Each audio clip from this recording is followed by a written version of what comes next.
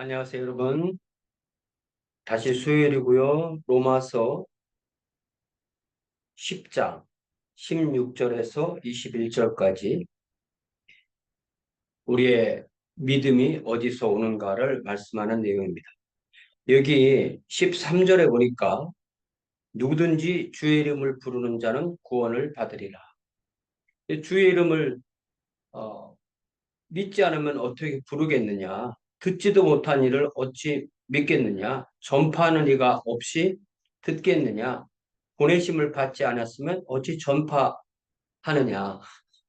주님께서 복음 전도자를 보내시면 복음을 전하면 듣고 믿고 부름으로 구원받는다는 거죠. 이 순서가 분명히 있다는 것입니다. 그러니까 제가 지난번에 말씀드렸듯이 9장을 읽어보면 하나님이 다 하시니까 사람이 할 것 없는 것처럼 그렇게 오해할 수가 있어요. 그러나 10장을 읽어보면 마치 사람이 하는 것처럼 그렇게 오해할 수 있어요. 그러나 9장과 10장을 함께 이해하면 하나님이 하시는 것이 사람의 순종으로 드러난다라고 할 수가 있습니다. 그러니까 내가 순종한 것이 하나님 뜻이야. 그런 게 아닌 거예요. 하나님이 뜻하셨기 때문에 내가 순종했다. 이게 순서가 맞는 것이죠. 그러니까 하나님은 능동태, 우리는 수동태인 거예요. 우리가 아무리 열심을 내고 아무리 우리가 최선을 다해서 했다 할지라도 그것은 하나님이 우리에게 생명을 주시는 것의 결과이지 원인이 아닌 것입니다. 자녀가 원인이 될 수가 없죠. 부모가 원인인 것입니다. 그러면 그렇게 복음을 전했는데도 그 결과가 특별히 유대인들에게 어떻게 나타났느냐라는 것이 지금 사도 바울의 고민점입니다. 사도 바울은 특별히 이 팔레스타인, 특별히 예루살렘 유대를 중심으로 한 본토 유대인들에게 복음을 전하는 것이 첫 번째 임무가 아니었고 본인은 디아스포라 유대인, 처음에는 터키 중부 지역, 우리가 갈라디아 지방이라는 터키 중부 지역, 그 다음은 마케도니아 지역, 또 아가야 지역이라고 말하는 고린도와 아테네와 고린도 지역, 그리고 세 번째는 터키 서부 끝쪽에 있는 에베소, 소아시아 주의 에베소. 이런 데서 지금 복음을 다 전하고 이 편지를 이제 로마에 가기 위해서 보내는 거잖아요. 그러면서 로마에도 아직 많은 유대인들이 믿지 않고 있고 그런 것을 본인이 무척 괴로워하는 거예요. 얼마나 괴로워했으면 내가 구원 못 받더라도 그분들이 나의 동족이 구원받았으면 좋겠다. 그런 고민이 9장 앞부분, 10장 앞부분, 11장 앞부분에 계속 나오거든요. 9장 1절, 2절을 보면 내가 그리스도 안에서 참말을 하고 거짓말을 아니하노라. 나에게 큰 근심이 있는 것과 마음에 그치지 않는 고통이 있는 것을 내 양심이 성령 안에서 나와 함께 증언하노니 나의 형제 곧 고륙의 친척을 위하여 내 자신이 저주를 받아 그리스도에게서 끊어질지라도 원하는 바. 네. 그러니까 우리는 이거를 충분히 내가 사랑하는 사람, 나의 부모, 뭐 배우자, 자녀, 또 형제, 나의 고륙에 대한 그 안타까움을 우리가 여기서 볼 수가 있는 거죠. 가장 사랑하는 나의 자녀가 아직 주님께 돌아오지 않았을 때 그것이 얼마나 나에게 큰 마음의 부담이고 주님 앞에 정말 큰 죄송스러움도 있는 거죠. 그런 고민이 사도 바울에게는 있는 것입니다. 10장을 시작할 때도 형제들아 내 마음에 원하는 바와 하나님께 구하는 바는 이스라엘을 위함이니 곧 그들로 구원을 받게 함이라. 예.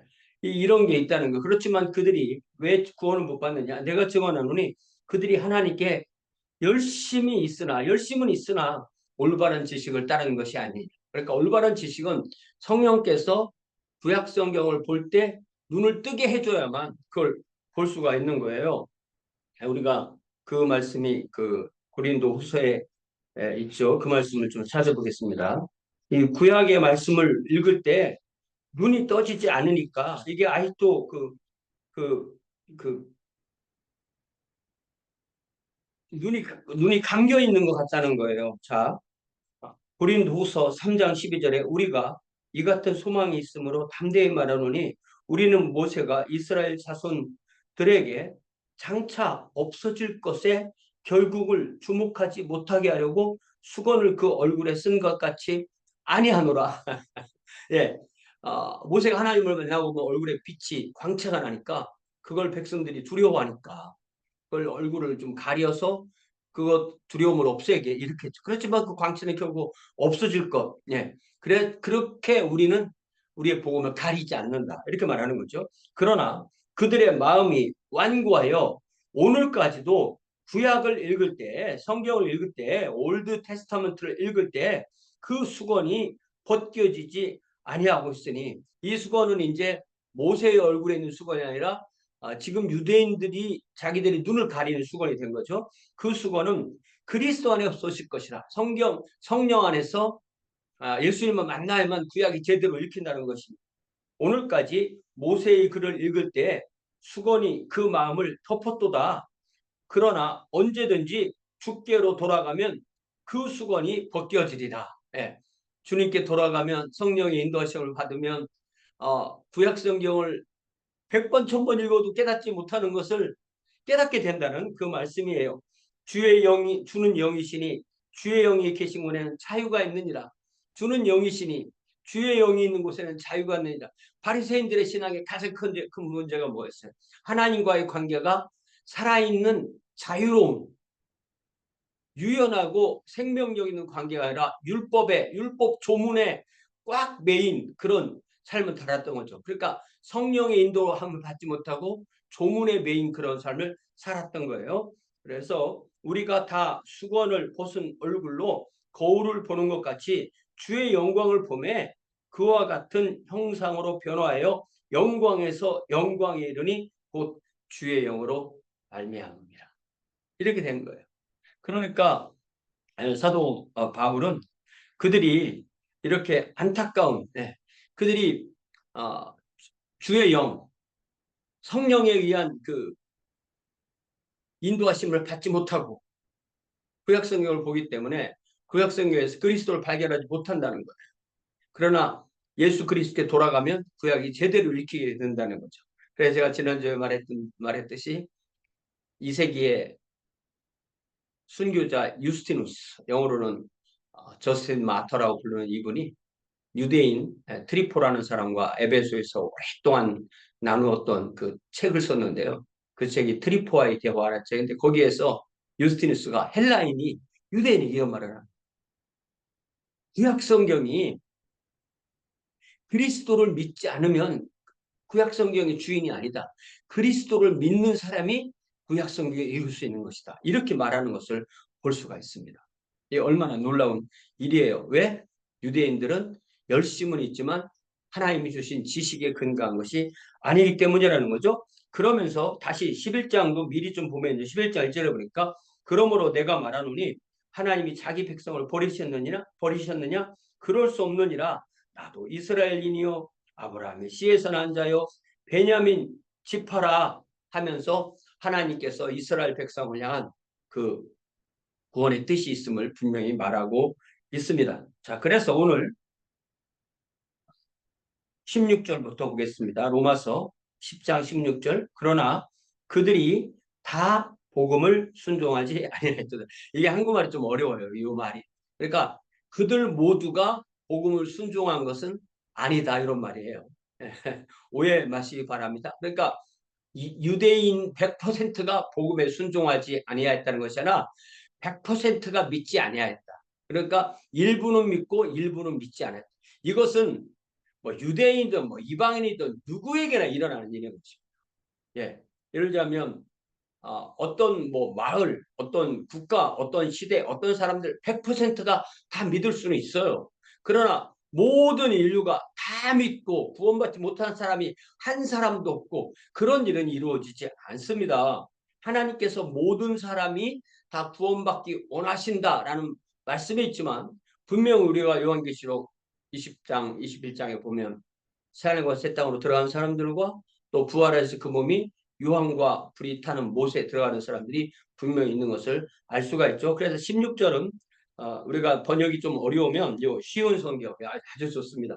쉬운 성경을 16절 읽어보니까 그러나 이스라엘 백성이 다 복음을 받아들인 것은 아닙니다. 이렇게 돼 있어요. 그러면서 이제 16절부터 계속해서 한 네다섯 구절의 구약성경 인용이 계속 나옵니다. 16절 이사야가 이르되 주여 우리가 전한 것을 누가 믿었나이까. 이거는 그 유명한 53장 1절이 시작되는 부분이에요. 여러분 이사야 53장 우리가 전한 것을 누가 믿었느냐 여호와의 팔이 누구에게 나타났느냐 하면서 계속해서 우리 주님의 복음을 구약성에서 가장 밝게 예고하는 이사야 53장 말씀을 하시잖아요. 그러니까 이 복음을 전했을 때 어떤 사람들은 복음을 받아들이고 어떤 사람은 복음을 받아들이지 않는 것입니다. 그래서 우리 주님께서도 이사야가 소명받는 이사야 6장을 인용하시면서 말씀하시잖아요. 마태복음 13장 그 비유의 말씀을 하실 때. 그래서 우리가 이사야 13장을 보지 말고 마태복음 13장을 보면 우리 주님도 분명히 그렇게 말씀하십니다. 마태복음 13장 왜 천국의 비밀을 비유로 말합니까? 라고 말씀하실 때 그렇게 질문할 때 대답하여 이르시되 마태복음 13장 11절 천국의 비밀을 아는 것이 너희에게는 허락되었으나 그들에게는 아니 되었는 분명히 구분되는 거야. 모든 사람이 다 구원받는 게 아니라는 것입니다. 무릇 있는 자는 받아 넉넉하게 되고 없는 자는 그 있는 것도 빼앗기리라. 있는 자는 그 있다고 생각하는 그 자그만 것도 그것이 생명이 되기 전에 빼앗긴다는 거예요. 그러므로 내가 그들에게 비유로 말하는 것은 그들이 보아도 보지 못하며 들어도 듣지 못하며 깨닫지 못함이라. 그러니까 보냄을 받고 메신저 가서 말씀을 전하고 그것을 듣고 깨닫고 믿고 고백하고 구원을 받아야 되는데 어떤 사람들은 똑같이 복음을 들어도 씨 뿌리 난 우리 주님께서 말씀하신 씨 뿌린 자의 비유에 돌밭에 떨어진 것처럼 들어도 못 믿는 사람이 나오는 거예요. 그 예언이 이사야의 6장에 나오는데 이사야의 예언이 그들에게 이루어졌으니 일렀을 때 너희가 듣기는 들어도 깨닫지 못할 것이요 보기는 보아도 알지 못하리라. 이 백성들의 마음이 완악하여져서 그 귀는 듣기에 둔하고 눈은 감았으니 이는 눈으로 보고 귀로 듣고 마음으로 깨달아 돌이켜 내게 고침을 받을까 두려워함이라. 그러니까 하나님께서 분명히 거절하는 사람이 있다는 거예요. 하나님이 얼마나 그 거절하셨으면 하나님이 무섭다. 너희도 구원받을까 무섭다. 이렇게 말씀하셨겠어요. 우리가 하나님은 모든 사람이 구원받기를 원하신다라는 말씀을 우리가 이해할 때 상당히 조심스러워요. 어떤 사람들은 하나님이 택한 모든 사람이 구원받게 된다 이렇게 이해할 수도 있고 아니면 하나님께서 모든 사람이 구원에 대한 일반적인 그런 마음으로 이해할 수도 있고 어떤 사람들은 그 말을 잘못 이해해서 결국은 지옥에서 결국은 언젠가는 깨끗해져서 구원받게 될 거다. 그런 이단적 가르침을 가지는 사람도 있어요. 그래서 그것을 모든 사람이 보편적으로는 결국은 예외 없이 다 구원받게 된다고 해서 그거를 보편 구원설, 유니버설리즘이라고 하는데 그건 이단입니다. 그 사람들은 하나님보다 자기가 더 마음이 좋은 사람들이에요. 저는 그렇게 믿지 않습니다. 우리는 그런 이단 가르침에 주의해야 되겠습니다. 자, 다시 로마서 10장 16절로 돌아와서 그러나 그들이 다 복음을 순종하지 아니하였도다. 그들이 다 복음을 순종한 것은 아니다. 그런 말이죠. 이사야가 이르되 주여 우리가 전하는 것을 누가 믿었나이까 하였으니 자 17절 핵심 구절입니다. 그러므로 믿음은 들음에서 나며 들음은 그리스도의 말씀으로 말미암았느니라. 그러니까 우리가 구원받는 것도 말씀으로 구원받고 매일의 삶도 말씀으로 사는 거예요. 그래서 우리 주님께서 요한복음 6장에서 오병이어의 기적을 말씀하시는데 사람이 정말 구름대처럼 모이지 않았었어요. 그렇지만 우리 주님께서 결국은 주님께 육정인 빵을 얻으려 왔던 사람들은 다 결국 물러가고 거의 12제자만 남는 그런 상황이 되었어요. 그럴 때 우리 주님께서 너희도 가려느냐? 우리가 요한복음 6장을 보면요. 우리 주님께서 인간적인 관점으로 보면 정말 목회로 말하면 폭망했다 할 정도의 상황이 된 거예요. 그래서 우리 주님께서 뭐라고 말씀하시냐면 여기 6장 65절에 보니까 또 이르시되 이러므로 전에 너희에게 에, 말하기를 내가 이미 말하지 않았니?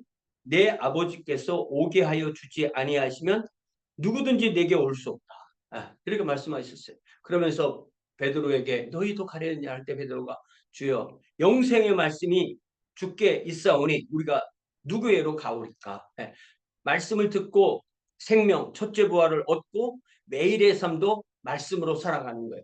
말씀이 우리 안에 들어올 때 성령께서 우리에게 깨닫게 하시고 우리의 마음의 지적인 변화, 또 정서적인 변화, 의지적인 변화가 일어나서 주님께 날마다 더 자라나가는 것이 우리의 자라나는 우리의 성화의 구원이 이루어지게 되는 거죠. 자, 그래서 이 로마서 10장 11절에서 그러므로 믿음은 들음에서 나며 들음은 그리스도의 말씀으로 말미암았느니라. 우리가 이제 보통 신학에서 하나님을 알아가는 하나님이 알아가도록 하나님 우리에게 하나님을 알려주는 것을 계시라고 하거든요. 리블레이션. 리블레이션은 크게 특별 계시, 일반 계시 이렇게 해요. 특별 계시는 하나님, 삼위일체 하나님과 그분의 말씀이고 일반 계시는 피조물. 그러니까 피조물이라고 하면 뭐 온 우주부터 뭐 사람, 인간이 만든 뭐 종교, 철학, 뭐 사상, 뭐 인간의 어떤 뭐 정신 수양, 뭐 그런 모든 걸 다 포함하는 거예요. 가장 대표적인 것이 인간의 철학과 종교라고 할 수 있죠. 이 인간의 철학과 종교를 사람은 생각하는 존재이기 때문에 철학이라는 걸 만들어내지 않을 수가 없어요. 철학에는 반드시 있습니다. 그러나 철학은 우리에게 구원이 필요하다는 것을 드러내는 존재이고 우리를 주님께 인도할 수 있는 존재는 될 수 있지만 그 자체가 우리를 구원할 수 있는 것은 되지 않습니다. 그래서 그런 이것들을 하나님이 우리에게 하나님을 나타내는 말씀, 삼일체 하나님을 나타내는 말씀을 특별 계시, 스페셜 리블레이션이라고 하면은 우리 이 피조물에게서 나오는 것은 제네럴 리블레이션, 일반 계시라고 그렇게 말합니다. 그래서 우리가 그리스도인이 모여서 서로 대화할 때 또 함께 또 나눌 때 기도할 때 우리가 어떤 세상의 철학이나 세상의 어떤 종교나 세상의 사상은 뭐 그냥 얘기할 수 있는 거예요. 그렇지만 그것이 우리를 구원하는 진리는 아니기 때문에 우리는 좀 더 성숙한 모임으로 나가기 위해서는 주님의 말씀을 나누고 그 말씀이 실제 나의 삶에 어떻게 적용되었나 주님의 말씀이 어떻게 나에게 그렇게 영양분이 되어서 내가 그 말씀으로 살았나 그런 대화를 나눌 수 있으면 나누는 것이 이상적이고 아주 좋은 모임, 좋은 성령의 교제가 되는 거죠. 18절. 그러나 내가 말하노니 그들이 듣지 아니하였느냐? 그들이 들었다 이거예요. 네. 그들이 복음을 전했으니까 들었다는 것입니다.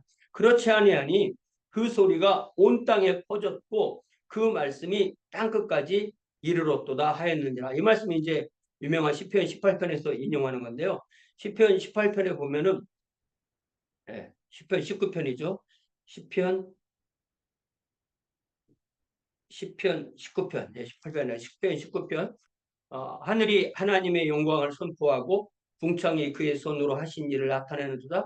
날은 날에게 전하고 말하고 밤은 밤에게 지식을 전하니 언어도 없고 말씀도 없으며 들리는 소리도 없으나 그의 소리가 온 땅에 통하고 그의 말씀이 세상 끝까지 이르다. 이 4절을 인용한 거예요. 하나님이 해를 위하여 하늘에 장막을 베푸셨도다. 그러니까 이 유대인들도 특별 계시로만 하나님의 말씀을 받아들이는 게 아니라 일반 계시를 통해서 받아들이고 특별 계시, 일반 계시를 통해서 다 복음을 이미 전했다 이런 말씀을 하는 겁니다. 예. 자 이제 19절. 그러나 내가 말하노니 이스라엘이 알지 못하였느냐? 알았다 이거예요. 먼저 모세가 이르되 내가 백성 아닌 자로서 너희를 시기하게 하여 미련한 백성으로서 너희를 노엽게 하리라 하였고 네. 이 말씀은 어디서 인용한 것이냐면 다시 신명기 32장에서 인용한 거예요. 신명기 32장 21절 예. 신명기 32장 21절에 보니까 여기 그 앞에부터 좀 읽어보면요.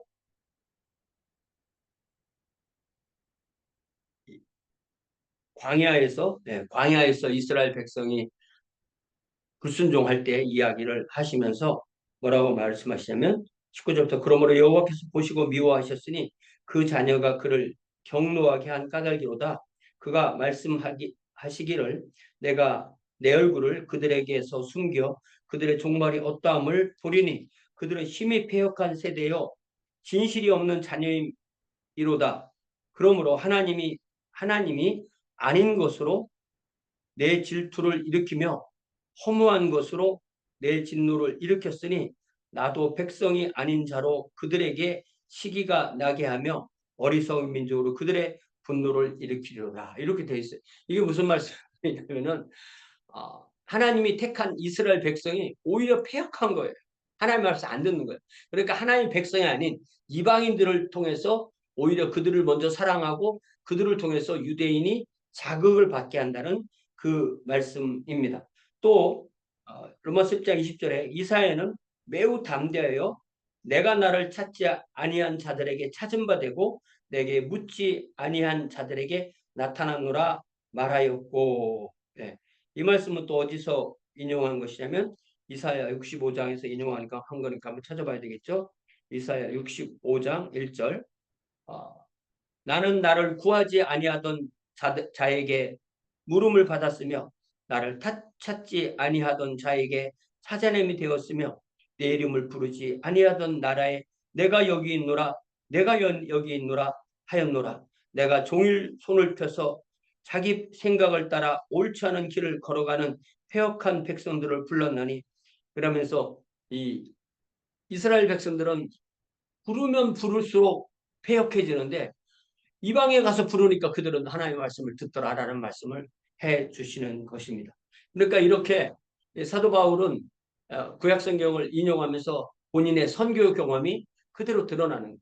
구약 성경을 전혀 모르던 사람들도 복음을 들으면 주님께 돌아오는데 구약 성경을 많이 안다고 생각하는 유대인들은 더 패역하게 그들이 가지고 있던 성경 지식이 주님께로 돌아오지 못하게 하는 그런 역할을 하게 된다는 것을 말씀하고 있습니다. 자, 그래서 21절에서 이스라엘에 대하여 이르되 순종하지 아니하고 거슬러 말하는 백성에게 내가 종일 내 손을 벌렸노라 하였느니라 라는 말씀은 계속해서 읽었던 그 2절. 예. 아까 이제 그 2절, 그 1절, 2절을 읽은 거죠. 그 1절에서는 내 이름을 부르지 아니하던 나라에 내가 여기 있노라 하였고 2절에서는 내가 종일 손을 펴서 자기 생각을 따라 옳지 않은 길을 걸어가는 패악한 백성들.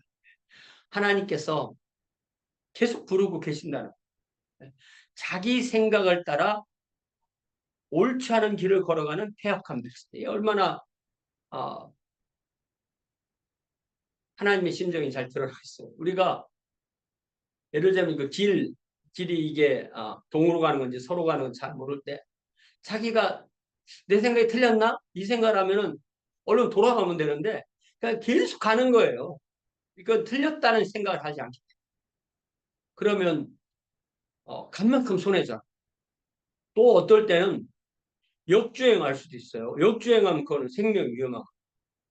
그래서 잠언에 나오는 말씀처럼 어떤 길은 사람의 보기에는 바르나 필경은 사망의 길이니라. 우리가 예수님 처음 믿을 때 많이 봤던 말씀인데요. 네. 어떤 길은 사람의 보기에 바르나 필경은 사망의 길이니라 라는 말씀이 있죠. 네. 그래서 우리가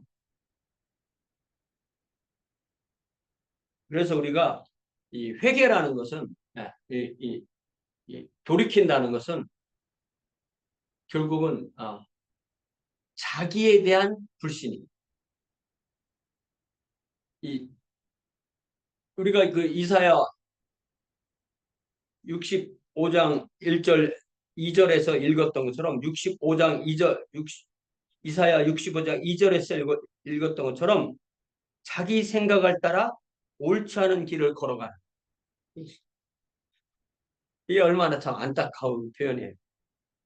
그래서 우리가 말씀으로 은혜를 받는다는 것은 말씀으로 나를 교정하는 하나님의 말씀으로 나를 교정하는 이게 없으면 조금 삐뚤어진 것 같은데 삐뚤어진 길로 계속하면은 이게 각도가 이렇게 벌어지니까 엄청나게 먼 길을 가게 되는 거죠. 그러면